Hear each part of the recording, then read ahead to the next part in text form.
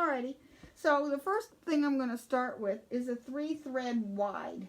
And the difference between a 3-thread wide and a 4-thread regular overlock is simply it's missing a needle. So I'm going to clip the right needle thread and sew it out until I only have 3 threads left. Yep. There we go, there's the end of it.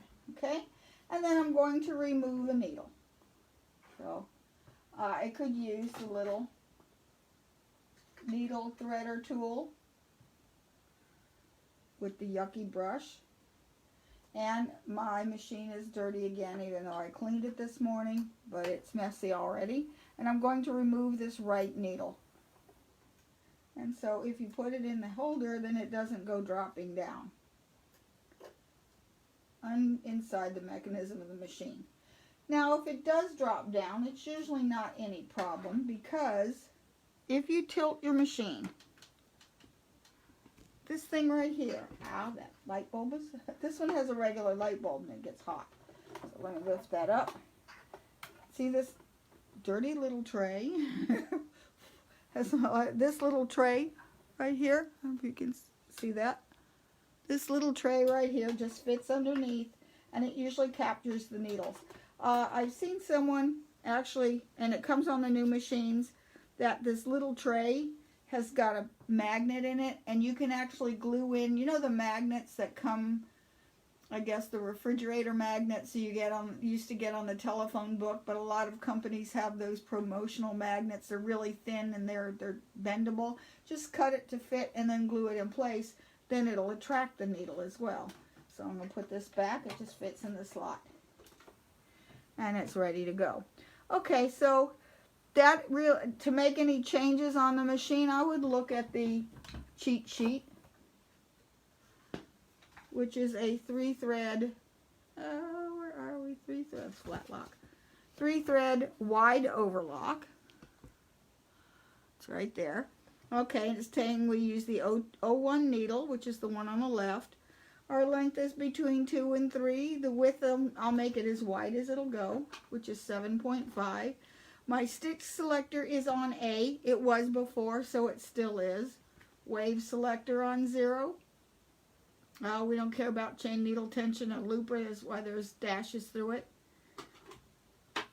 This upper selector is up. Blade position is up. Knife cover is on, which is that. And the subsidiary looper is disengaged. It's down. So, okay, we're ready to go. And I will stitch a little piece of it, and you will see how it looks. This, I don't use this in practical sewing very much. Okay, it's really wide. Really, really wide. Now, I don't use this for finishing a seam very often because that's just like overkill. You can get it to go a little smaller, and I'm going to put that blade down a little bit.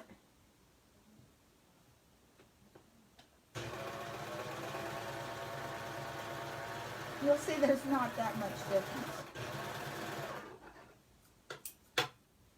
That long tail out of here. Okay. There's not that, well, I put them side by side. And you can see this one is a little bit bigger than that one, but they're still too wide for normal things. On the practical level, if I were using this for finishing a seam, it would probably be on something that's extremely loosely woven, like burlap. You know, if you're wanting to finish the edges of burlap, because if you do a normal burlap, those threads are so thick and so loose that it'll pull everything. It's still pulling out. So that's about the only time practically I use this. The other time I do use this is for decorative stitching. And I'm going to show you now. I'm going to change over to this Designer 6 thread right here. Okay, I'm going to clip the 2 loopers because I want it, I'll do it on both sides for now. Okay, so I'm going to sew that out.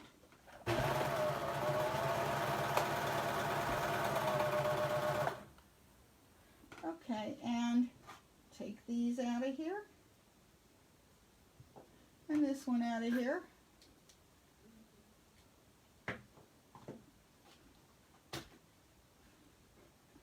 Okay, and take the cone adapters off. And this I'm just going to set down on here. Now I would put the table, those little round discs underneath here, but I'm not going to do it right now. So I'm just going to feed this through as normal. These are both loopers. And where's the other white one? I need two of these white ones. What did I do with the other one? There it is. Okay. And I'm going to, because I'm using white, this is designer 6 thread. It's a rayon. Or designer 7. I don't know if it's 6 or 7. I can't keep track. This will click in here where that normally belongs. I'm going to raise that presser foot. And click those in there. Now, this will not feed into these tubes. And your machine came with a threading wire, and the book tells you that's what you use to thread these really thick threads. I don't like to use those. These you definitely do not want to cut and tie off and pull through. This is entirely too thick to do that. So in order to get this to go into the loopers, I'm going to do what's called a thread cradle. I'm going to take about 1 yard of regular thread, regular serger thread. So I've cut this long thread and put the 2 cut ends together like this. Oops, sorry, I didn't mean to shake the camera. I'm going to put this in this upper looper port, and I'm going to hang on to this end and shoot it through. Oops. I forgot to thread the threading tubes. Okay. Forgot to do that, sorry. Okay, now that shot through the looper over here. And so I'm going to take this end here where the loop is, and I'm going to put this thread inside this loop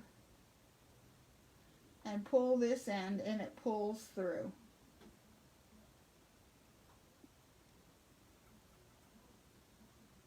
There we go. It pulled it through. I'm going to do that again for the upper looper. And this is called making a thread cradle. And this will work on any time you've got really thick thread and you need to get it through and it's not going through easily. And that's going to be things like designer 6, ribbon floss, and you'll see in a little while the woolly nylon. Woolly nylon does not like to go through those loopers, through the jet air threading. Mostly because those threads are so soft and wispy. The least little breeze, it just doesn't go. Okay. A little more. There we go. That shot through. And made this one a little longer than 1 yard. Now I've got to find the other end of it.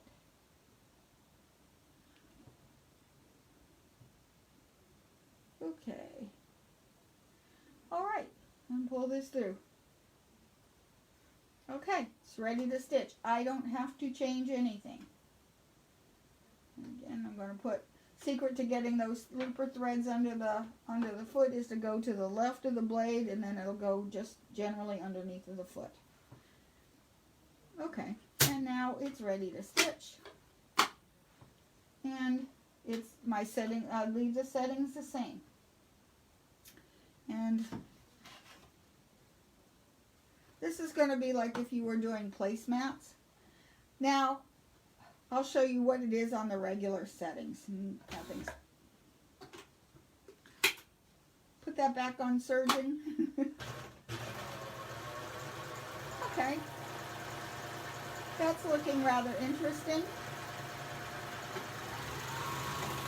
Like I said, you're always going to do a sample, because while that looks nice like that, it will look even better with a shorter stitch length. So I'm going to go to about a 1. And this is why we do samples. Okay, and this is a smaller stitch length.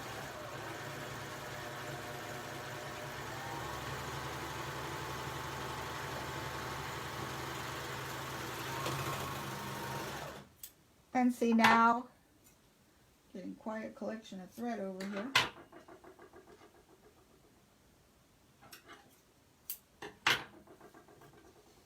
Okay, here's the original one. See, here's the, where is it? Here's the original one. And here's the one at the 1 stitch length. And it looks very, these are great for placemats. Or the placemat's a big wide one. Now, if you see how I have a little bit of rippling, that probably means my stitch length is a little too short. So I can do one or two things. I can either lengthen that stitch length by like a little click, or just put my differential feedback to, or a little. Let me just change that stitch length just a click. I don't like the way that rippled. That looks better.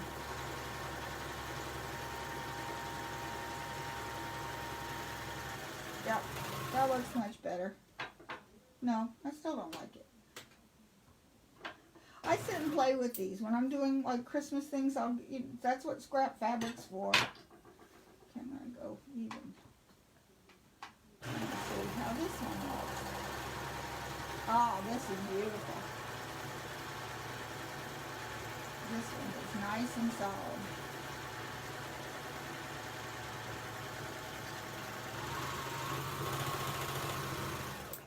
Okay, see how nice and solid that one looks?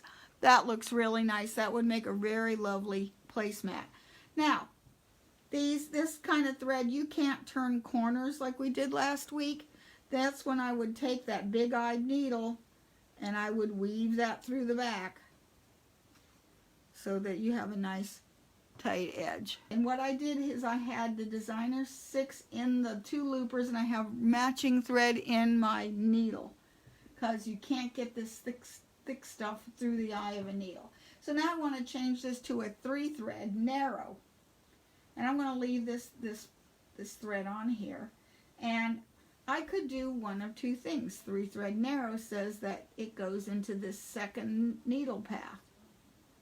I don't like to do that. I don't want to thread the needles. I hate threading needles.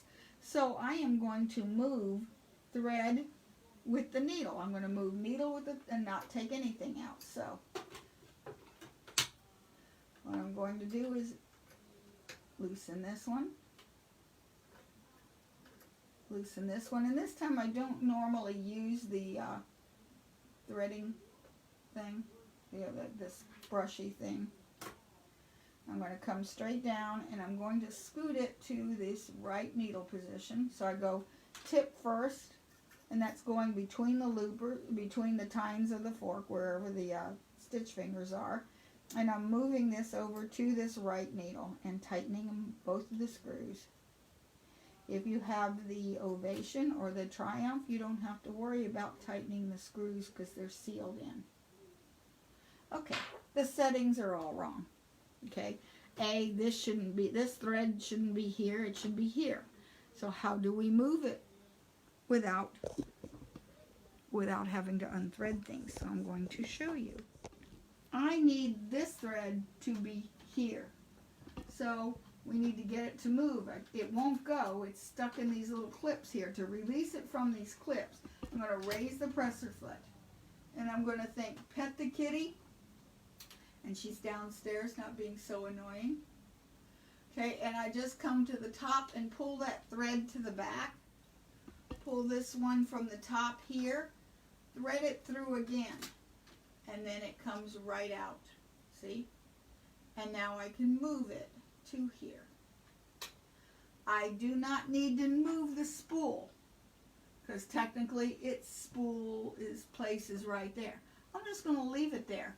The important thing is not where the spool comes from, but the fact that the thread comes off straight up. So I can put this clear over here. As long as this goes straight up and then comes down, you'll be fine with the tensions. If you try to, say have this over here, but you're threading it in through this port up here, what happens is that you get pull when it's on one side or the other, and it doesn't spool off nice and evenly. That's when you run into trouble. So now it's ready to stitch. So now we're going to go through the 3-thread narrow. Okay, and the difference between the 3-thread wide and the 3 thread narrow. Yep, right here. Here's the 3 thread wide, here's the 3 thread narrow. And it's telling us here that we're going to be using the O2 position, which we are. Our stitch length is between 2.5 and 3.5. Now, on right there. Right here is where the stitch width is. When you see two numbers, like right now this says 5.5 and 3.0, it's talking, the 5.5 is the distance between the left needle and the blade, and the right needle, which is the one we have in, which is the right needle, is 3. So yeah, that's close enough. I'll just leave it there. Okay? Our stitch length, back in. Yep. Our stitch length is at, or width is at 3. Stitch selector is at B. So that we need to change, which is, go back in. That is over here on this side. A, B, C, or D. Now we're going to switch it to B. The overlock selector is still on overlock, not wave. And everything else still stays the same. So now, when I do rid of some of this and then close this down, so I didn't have to rethread any of the needles to get it to scoot over, which made me happy. I'm just cutting these off because I'm not keeping them anyway. So, the scissors are making a lot of noise. Okay, so now I'm going to leave the stitch length the same because now this is decorative. Because I have the decorative thread in here. I'll put regular thread on here in a little bit and show you. Now this is what I do use for finishing facings and doing seams on knits and that kind of thing. So now,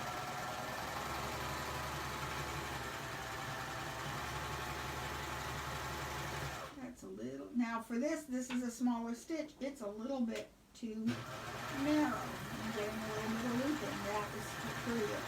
Okay. I'll show you in a second what I'm talking about. Okay. Over in this first part, you see how I have these little tiny loopy things here? This tells me that the thread is just a little bit too close together, and see, and there it's kind of bunching, especially on the end. This is much smoother looking on this side. Looks a lot better. So this is also what I will use on you know, placemats or napkins. Now I will put this at its narrowest. Oh, that wasn't as narrowest with this. Now, and its width, we can compare it to that wide one.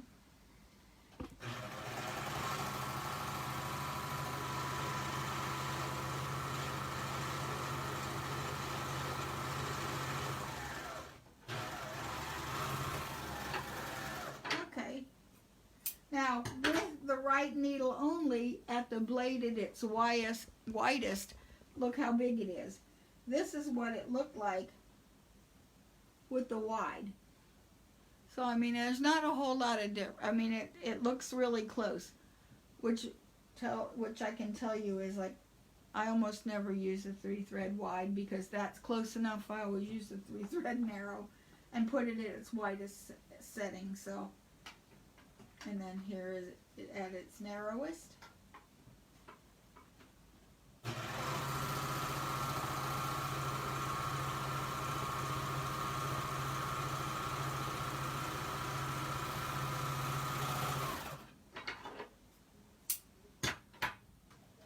Okay.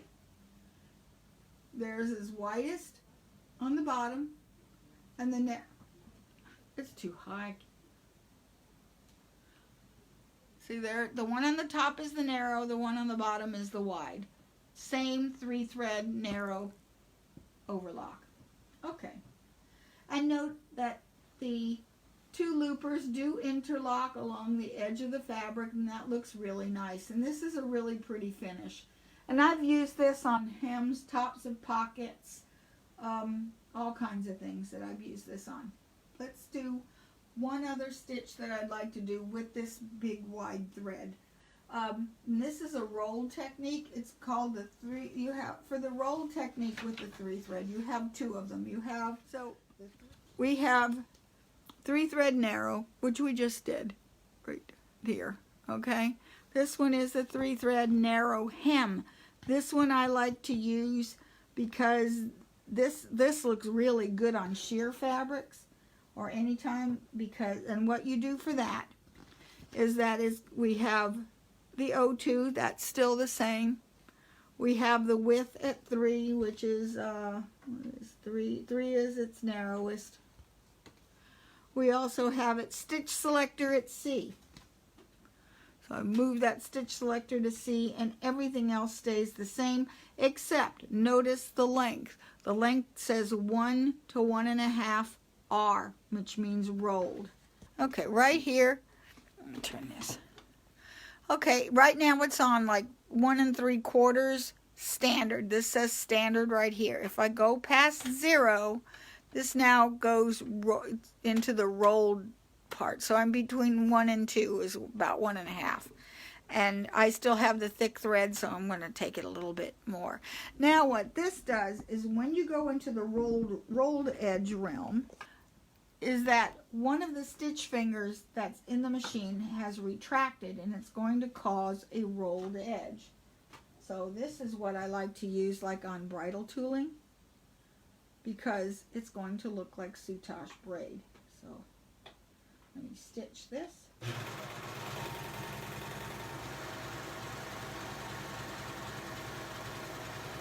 Okay, it is really, really stretching, so I'm going to put this on gather a little bit, like 1.5, to counteract that.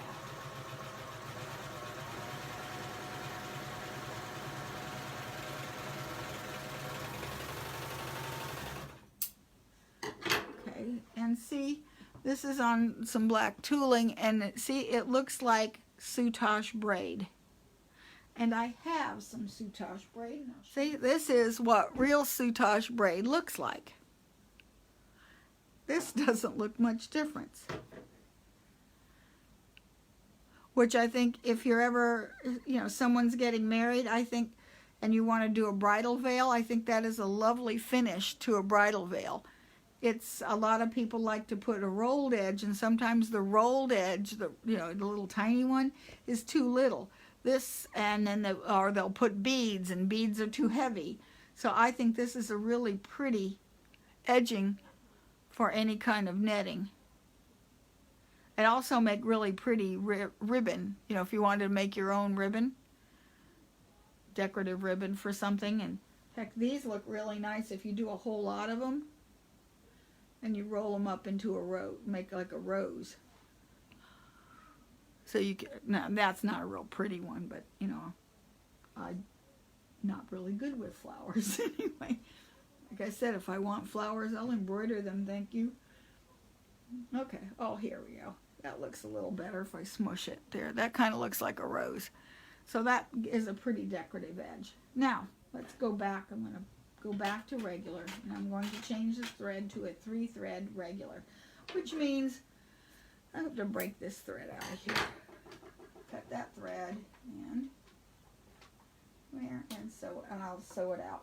Sometimes you can get away with not sewing it. Let's see if you pull this and you get this at the sweet spot. There we go. Which you roll that hand wheel towards you and you pull flat and back until the thread is out. And there we go. I got it out. Okay, and I just have, it should be just a needle thread, but I got something strange here. What are you? There it is, just got wrapped around the foot. Okay, now I'm going to go ahead and put regular thread back in.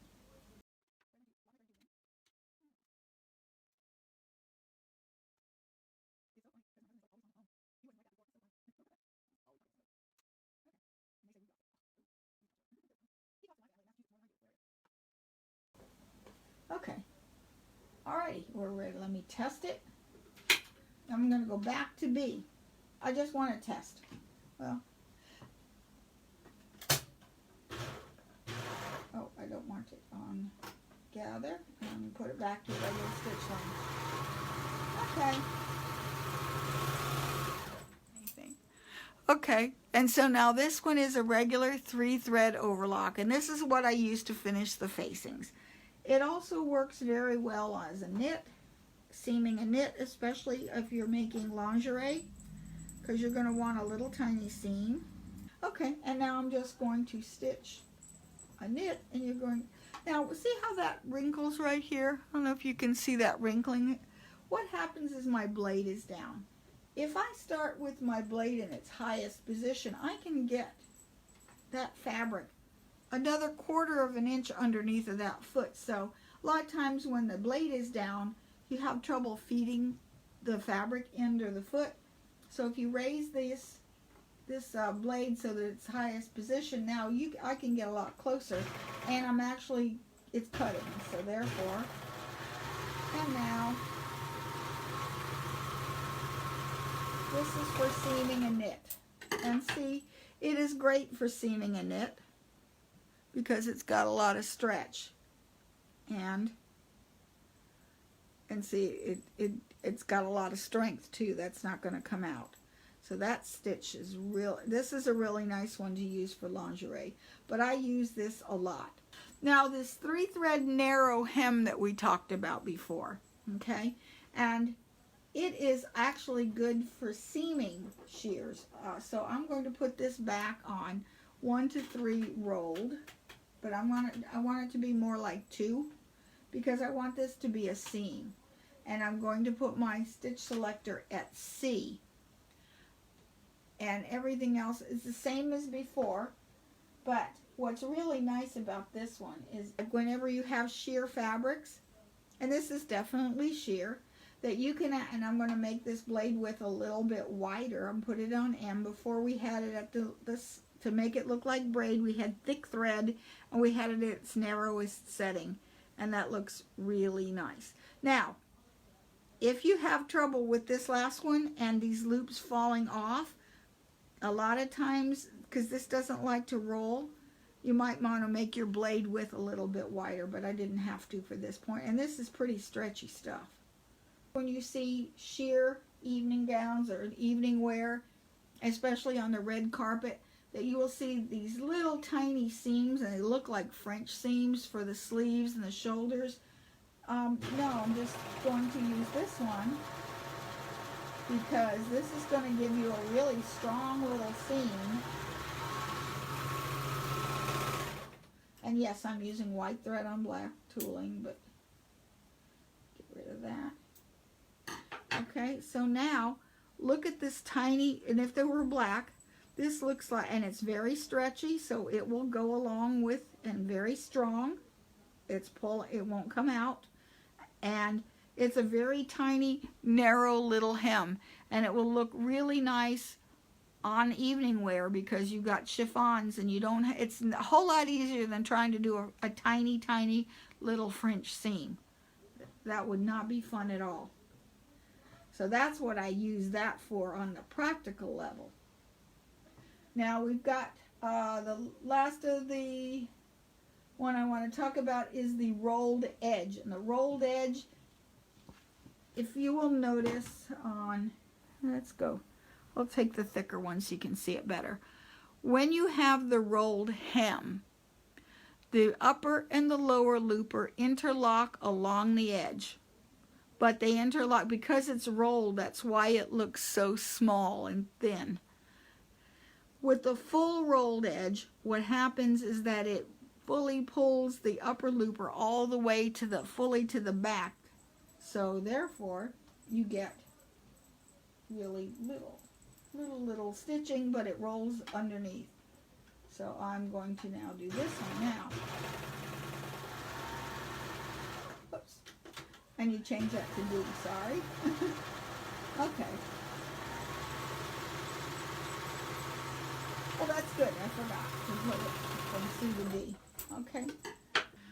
So, okay, over here's where I started. And I had this at C. See how they interlock along the edge? When I flipped that to D, it rolled completely to the back. And what happens is it makes it slightly rounded. It's curled that fabric underneath. How that works is, say you have your, get another one, I'm not bending down to get that. You have your fabric here, and when it's doing a regular overlock, it overlocks along the edges right here. When it's doing a roll, this stitch finger retracts and this fabric rolls underneath, and that's how you get that rounded, full rolled edge. Sometimes I'll get puckering with this. Let's see if it'll do it. Okay. A little bit. Just a tiny little bit. Some fabrics are going to pucker more than others. Not a whole lot of puckering, but there's some. So in order to counteract that puckering, then what you do is you go down to differential feed towards stretch. Maybe one click. And then I'm going to do this side so you can see the difference. Have it cut a lot. Usually I don't like cutting all this much fabric.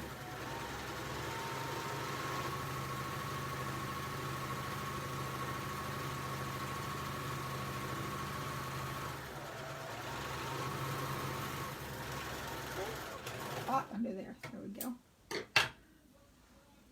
Okay, this side is puckering. This side is nice and flat. And that is simply what your differential feed will do. It sort of stretches it out a little bit and counteracts that puckering that goes on.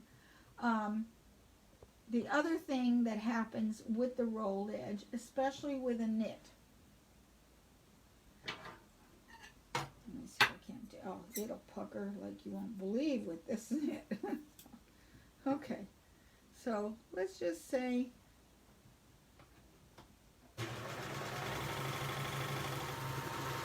yeah. This is the opposite is happening. Because this is a knit.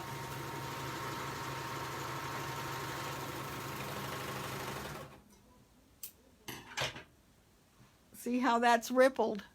It is stretched along the edge. So in that case, I'm going to go up to 1.3 towards gather to counteract that stretching. Fleeces are particularly bad about stretching badly on with the 3-thread rolled edge. And see, this is much nicer.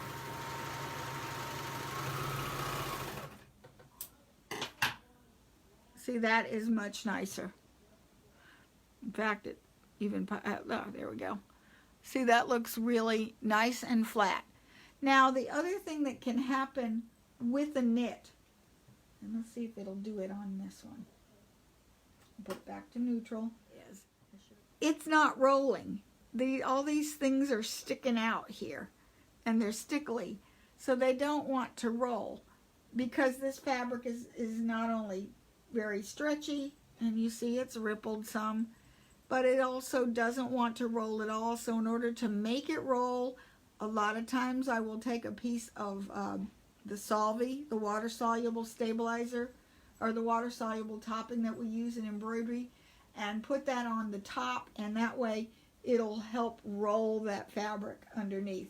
It'll work with, like, especially chiffons and and those, especially organzas. Organzas don't like to roll. Denim hates to roll. Lots of fabrics hate to roll because they're just too stiff. So to force them to roll, put a piece of solvy on the top and stitch over it. And that way it'll roll and it'll drag that fabric with it. Another thing with tooling and really sheer fabrics is that the stitches will go off the edge. Let me see if I can make it do that.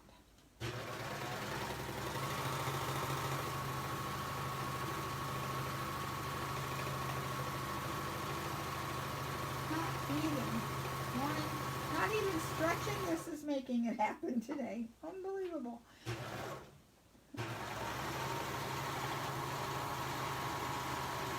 Yeah, it did it finally. Okay. Whenever you have a knit or a tooling or a sheer fabric so you get this going on or it's coming off. Couple things you can do. Put your differential feed up, because what happens is this stretches, and as it stretches towards the fabric retracts towards the needle, and therefore the loops can come off. So you can either take this as a wider bite, so make your blade width wider so it doesn't cut as much, and also try to put your differential feed up to 1.3. And if all else fails, put a piece of solvay on the top and serge over the whole thing, and that will counteract that. Another thing I like to do is lettucing, and I told you we would talk about that today, doing a lettuce edge. I'm going to put the differential feed all the way down to 0.6, and I'm going to put that stitch length at rolled little, okay? Then I'm going to see how that's sticking up like that, okay? I'm going to put my needle up, and now I can get that underneath. I'm going to let it catch, okay, and then I'm going to pull from both ends as hard as I can. If things are falling off, I'll make that blade width a little bit bigger, because I think some of the loops are falling off, because I want it to cause a lettuce edge, which means I'm stretching this for all it's worth.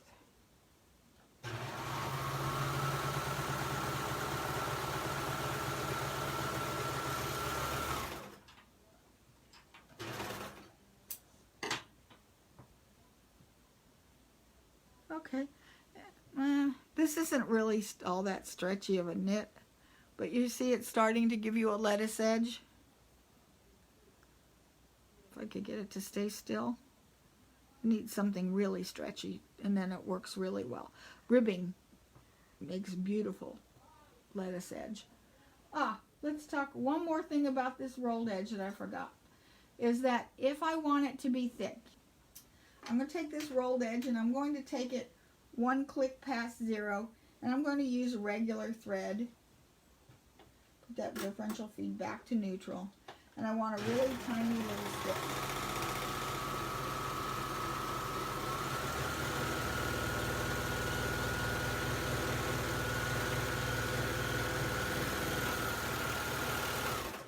But I want it to fill in better. That's I can see fabric through it. Not particularly pretty. So what I can do is take that upper looper thread out, leave the needle, regular thread, in your needle and in your lower looper, and I'm going to put in, this is woolly nylon, and see how it's really thick? It's and yet it's really wispy, but it sort of spreads out when you're stitching. Okay, it will not go through the threading tubes, I can tell you that. Not even going to try. Okay, and where did I put my thread cradle? Instead you do thread cradles. You can always find some thread. Okay, and I want so I'm going to put the woolly nylon into my upper looper only.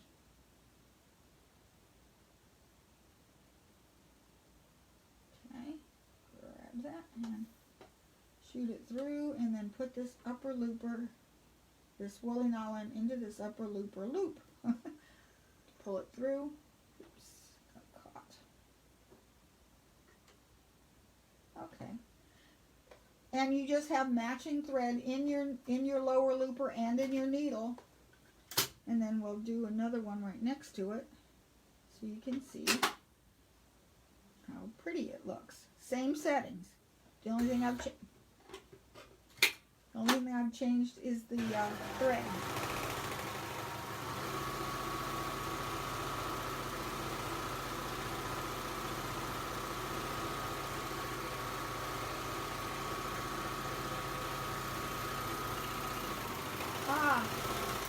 Now I've got puckering. See? Now I have puckering. That's a problem. Why are we puckering? Alright, I'm going to put this down towards differential feed and do it again. to counteract. There we go. More. There we go.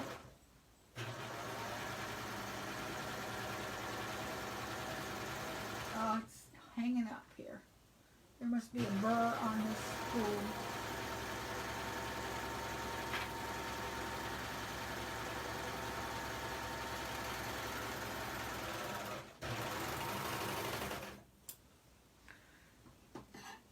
Did you just steal another bobbin, Lily?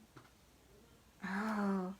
Whenever you see this cyclical type of spacing, that 9 times out of 10 will mean that there's a burr or something up here that's snagging that thread. Although if you just take your fingernail, it fixes it. And so yes, that looks a lot better. But see, that's because it's hanging up here. Okay, now let's talk about the wave, which is like one of my favorite things to do on this machine is the wave. So we're just going to talk about the regular 3-thread wave stitch. So it has a couple things. It's going to use the O2 position, needle position. Already got it. 1 to 2.5 width, or length. So I'm going to go back towards 0 and go to 2, about 2. I'll do 1.5. Okay, and then width is at 5. Where is width 5? Oh, that's the widest it goes. Is that wide?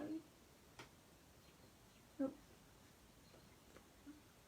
That must be the widest it's going to go. Stitch selector at B. Wave selector at W. Okay, and everything else is still the same. So, but we've got a strange threading path. Okay, and so what we have to do, unfortunately, is that we have to, they shift, okay? This is normally your right needle. This is your left needle. This is your right needle. This is normally your upper looper, and this is your lower looper. Looks like the only one that stays here is that lower looper. However, we want to put woolly nylon in here, so I'm going to take that out. Okay, so I'll start with that lower looper. So let me sew this out. Or just get lucky and pull it out. So I'm going to take this away so that it doesn't snag. And this time I'm going to put on red woolly nylon. And for this machine, with the wave stitch, it's going to start over here. But with the wave stitch, what happens is that lower looper cyclically comes all the way to the top, to the front, and then goes back again. So it's going to use a lot of lower looper thread. So in order to tame that dragon, and this is not the case on the Ovation, and it is not the case on the Triumph. This is only on the Evolves and everything lower. Or Evolutions. It is true on the Evolutions. So anyway, I'm going to come into here, and that's where it normally goes, so we don't have to do anything special. And did I keep thread cradle? No, I didn't. Okay, we get another thread cradle.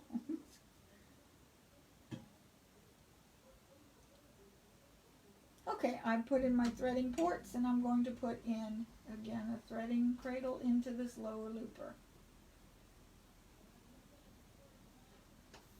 Okay, and then I'm going to put this red in this thread cradle loop and pull it through. Alrighty. Okay, this is my lower looper, and it goes in its normal path. But over here, we're noticing that that right needle, even though it starts here, is going to go into this first slot. So we got to move it. So we're going to do the pet the kitty thing. So again, I'm going to take my hand, pull it to the back, come from the top, and then thread that through till it clicks. It's released. And I'm going to move it over.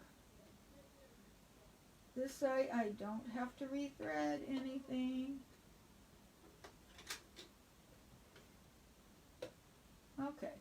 Then this one is also in the wrong place. This is normally your lower looper, which this still is the lower looper, except for now we bring it over here. Because remember, we don't have tensions.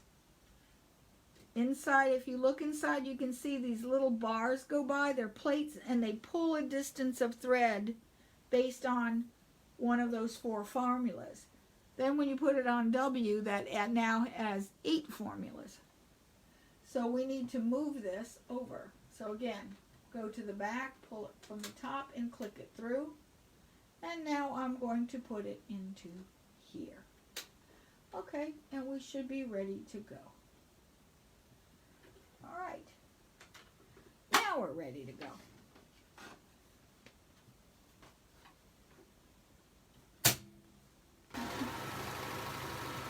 Okay, now when it is threading, because so much thread is coming out over here, you do not want to do the wave stitch like sewing so fast like your hair is on fire. You want to sew at a moderate speed because if you can see it, that thread is flying out of here. I'm not guiding anything, am I? Okay.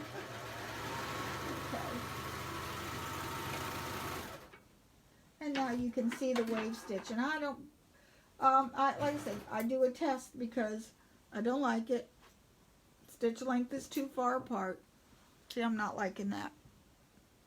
So I'm going to go to 0, and this one, my favorite, is I go to 0 and then 1 click towards 1, and to me that's my favorite. There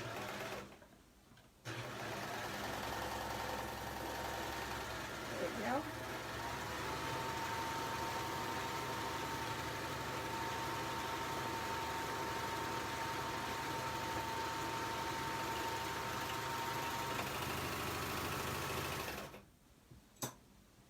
That looks much better. Okay, now here's one tip for you, because a lot of times I will go, let me just make this smaller, I want this big. So we're making a scarf, and you always have trouble. Make sure that needle's all the way up. And usually I will hold this out like that, and it doesn't want to catch. I will put this up because it doesn't start moving until the needle catches the fabric.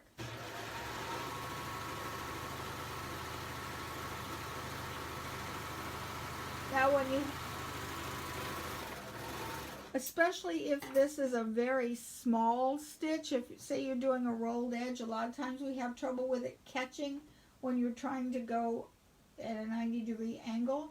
At that point, what I want to do is I will go ahead and cut this thread.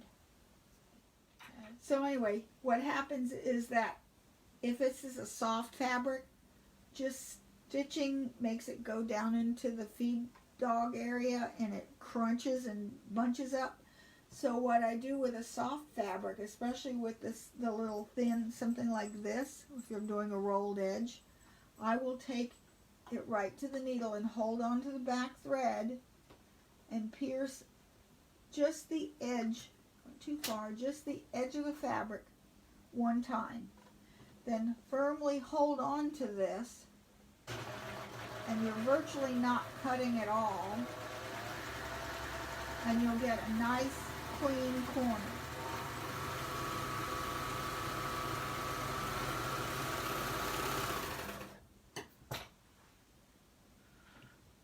Where's the corner? Right there. And see, now you've got a nice clean corner that will go underneath. Because a lot of times this will go crunch, especially a soft fabric, it'll go crunching down and it makes a globby mess, right? Like, it'll look something like that, a globby old mess. So, again, what you do is you realize you're going to cut nothing at that point, so you cut off the tail. Take it right up to the needle. Hand walk it down so that the needle is just barely piercing the edge of the fabric. Literally, like right there. hold on to the tail so that it doesn't retract into the machine, and then slowly, all you do is give it that tiny little bit of tug to get it started, and now it's a lot easier. And you're not fighting the machine, because normally what happens is this edge looks horrible and we have to do it again, and so we keep cutting off, and so that's why no two placemats look the same. So, because they're different sizes, because there's always one edge that doesn't want to go through. So I like that rolled edge. Now another one that's nice is the rolled wave. So the 3-thread rolled wave, the threading is exactly the same. The only difference is you are going to put this on 1 to 1.5 rolled. So go past 0. And I'm going to make this, make your width 3 to 5, so I like it kind of small. Stitch selector at C. And okay, we're good.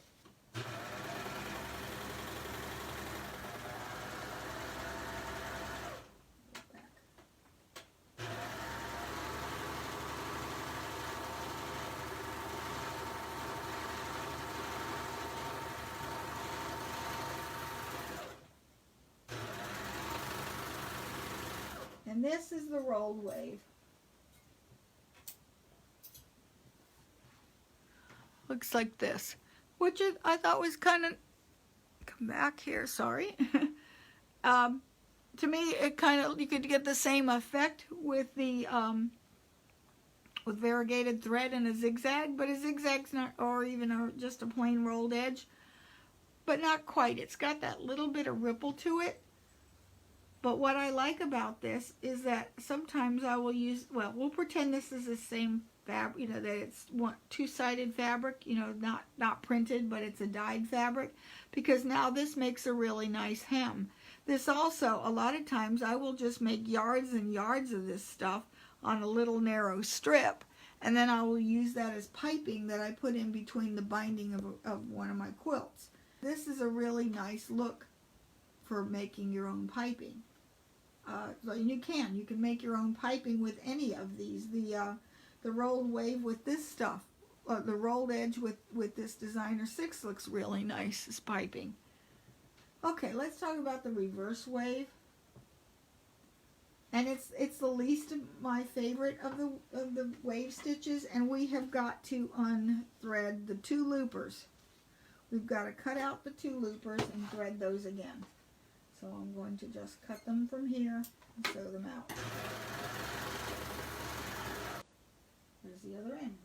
Here it is. Okay, so I'm going to lock my threading tubes in, because for the wave, this one was the upper looper, came into here, and this is your lower looper. For the reverse wave, we're going to crisscross them. So this normally would go into this upper looper. This time I'm going to thread this into, lower looper. I'm going to put this in the upper looper.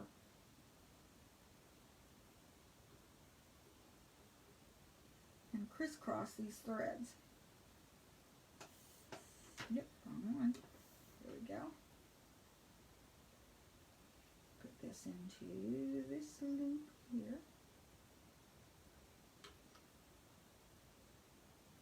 And pull it through.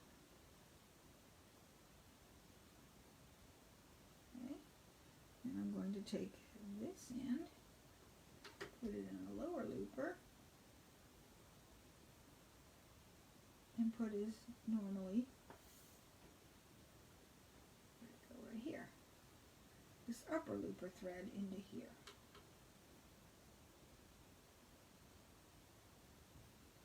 Okay, and pull it through.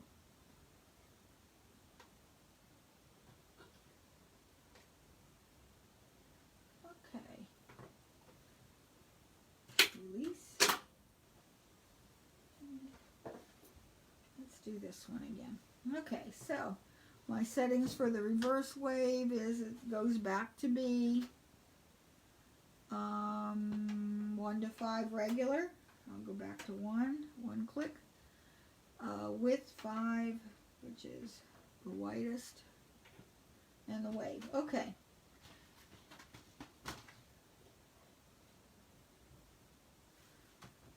And now this, whoops, put it down.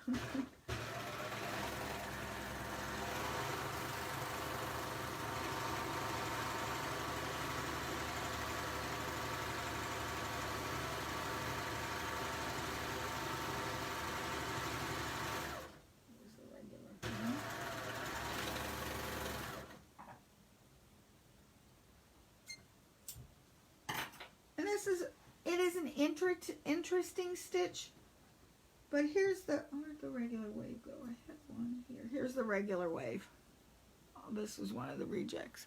Here's the regular wave. This is the reversed wave. So this is the front of it. What it does is it only brings the lower looper thread up a little bit, but it is reversible. So it actually makes a scallop on the back as well, whereas this is the regular wave. It is all lower looper on the back.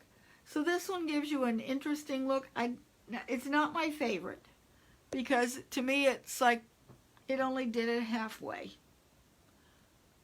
Although it's interesting. But it's not one I normally will use. So I think that's all I have for you today.